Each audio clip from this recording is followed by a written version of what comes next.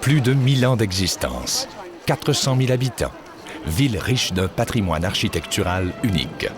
Strasbourg, située au nord-est de la France, à quelques kilomètres de l'Allemagne, a su grandir tout en conservant son intégrité. Une des raisons de ce charme si bien conservé est que Strasbourg a innové dans l'élaboration de son service de transport en commun. Dans les années 70, comme bien d'autres villes européennes, Strasbourg vivait à l'heure de l'automobile. Avec tous les avantages que cela offre aux utilisateurs, mais aussi tous les inconvénients environnementaux.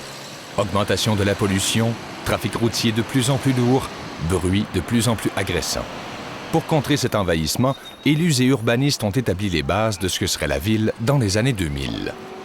C'est donc après plusieurs années de débats et d'analyses que les autorités municipales en sont venues à un consensus sur la solution d'avenir. Strasbourg serait dorénavant desservie par un système léger sur rail communément appelé tramway. Bien qu'il fasse l'envie de plusieurs villes d'Europe et d'Amérique, le tram strasbourgeois a fait l'objet de nombreuses critiques et d'une vive opposition avant même son instauration, entre autres par les défenseurs de l'automobile. Les critiques alléguaient un manque de mobilité causé par les rails et les nombreux trams en circulation. Pour certains, ce sont les fils d'alimentation électrique qui allaient déguiser l'environnement.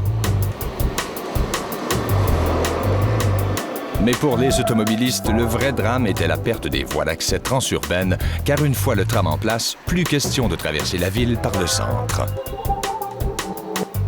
Malgré toutes ces oppositions et grâce à la détermination des élus, la construction du réseau de tram fut mise de l'avant. C'est Catherine Trottmann qui était en poste comme mairesse de Strasbourg au milieu des années 80. C'est à elle et à son équipe que l'on doit aujourd'hui le réseau de tram strasbourgeois.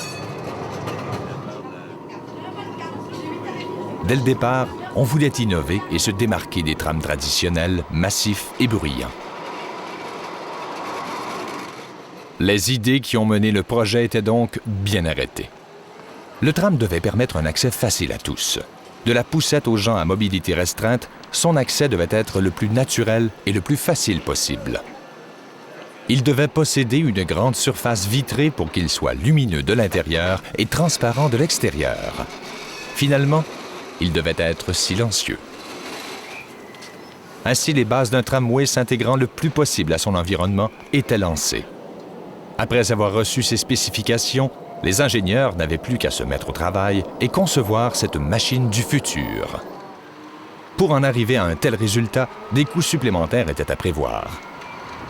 Le verre étant plus lourd que le métal, il a fallu surmotoriser les engins pour garantir une performance adéquate. Le profil bas a nécessité plusieurs innovations qui ont résulté en des coûts de conception et de construction plus élevés. Le tram strasbourgeois est donc environ 20% plus cher de construction et d'opération que les trams européens traditionnels. Ce qui en résulte aujourd'hui, au-delà d'un système adapté et efficace, est un centre-ville plus agréable, plus propre. Moins d'automobiles sillonnent les rues de cette cité alsacienne. Certaines rues sont même réservées exclusivement aux piétons.